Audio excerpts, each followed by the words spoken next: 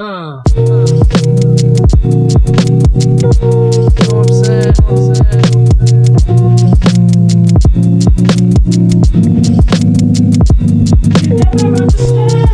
So I've been seeing lately, to start this doc up really abruptly, that a lot of people have been saying games should now be more than $60, as of this generation or as of the old generation, simply because of games are starting to become more the make.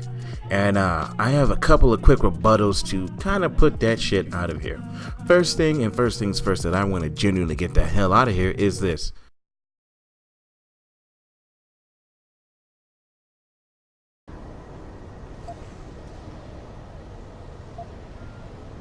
I never asked for this. You see, game designers like to put graphics above everything else in their game, and their graphics have to be 100% precision perfection in order for it to be greatness. That is not true. That's simply not true. Graphics does not have to mean the end all be all of everything, especially in video games these days. Video games genuinely don't need a bunch of stuff like this to be a good game. Look at Dark Souls. Dark Souls isn't the prettiest series in the world, but it is still a damn good series, except part 2.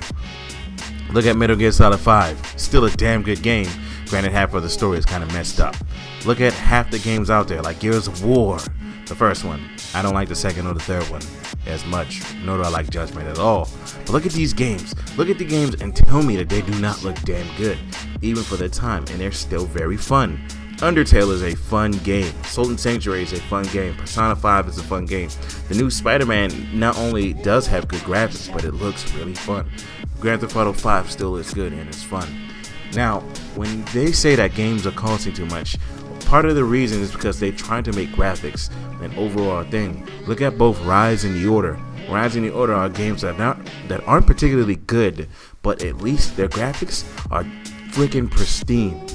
Gorgeous, human-like, everything. Look at Forza. I don't play racing games, but the graphics are great. To me, the game isn't fun, but hey, the graphics are perfect.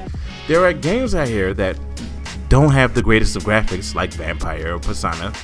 Just have their own unique art style, definitely Persona and Kingdom Hearts, that just look and play good. Sometimes we don't need to focus on graphics. Graphics aren't an end-all be-all in video games these days. It's actually starting to become a little bit annoying when we have to sit there and look at stuff like this and they focus a lot on the graphics. The next thing that is also crippling games and making the game industry cost a lot more is this.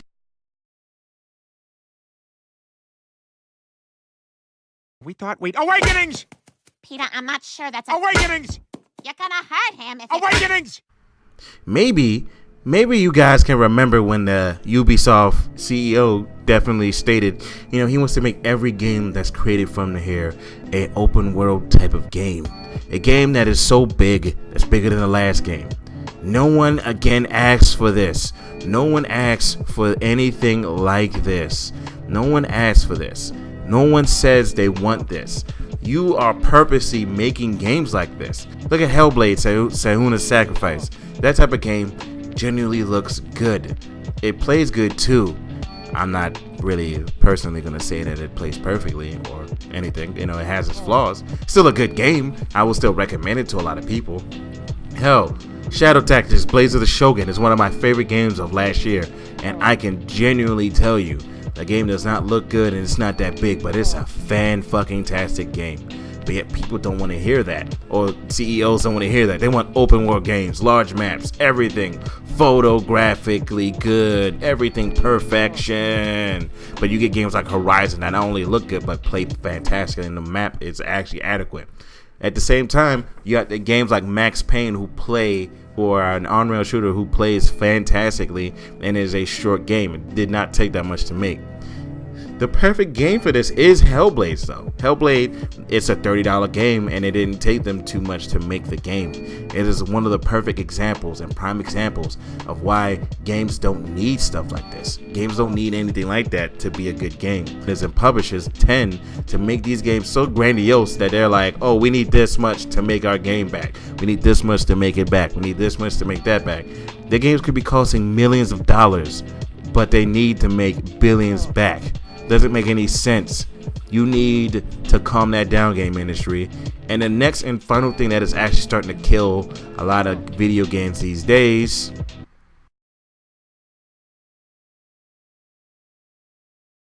I can't do it. We'll do it live. We'll do it live.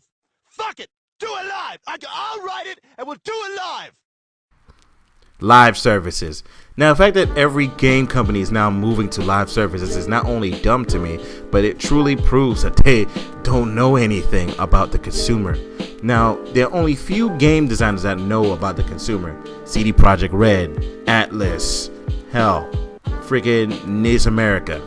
Couple companies that know about consumers and all that good stuff, but there are a lot of them that they don't know about consumers and stuff. Hell, even Epic knows more about consumers than EA and Ubisoft and anybody in this world that's starting to use live service at this point. Live service is single-handedly the biggest killer in video games. It's the cheapest and most unfun way to use microtransactions in our video games. Yet people keep falling for it. For me, when you use the live service just to sell microtransactions to try to keep your game afloat, it generally says, I want you to play my game for a really, really long time. No one's going to do that. Just because you want a person to play your game for a long time, it doesn't make any sense, because you're only going to close off yourself for when another game comes out. Prime example, Black Ops 4's Battle Royale is not going to beat Fortnite at all. It's going to come close, or could come close, but is it going to beat Fortnite? No, because one's a free game, one's a $60 to $100 game.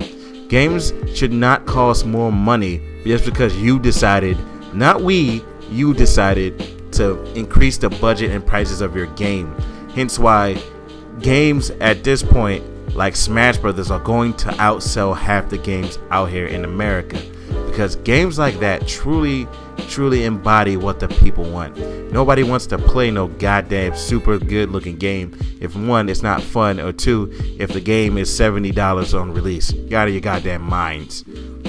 That being said, I'm gonna go ahead and call it here. Hope you guys enjoyed this document about some of the things that actually are starting to blow me about people saying that the price should increase when down where it shouldn't. Hope you guys enjoyed, and I hope we can have a clean discussion about this instead of being jackasses about it, okay? You know what I mean? Catch you guys later.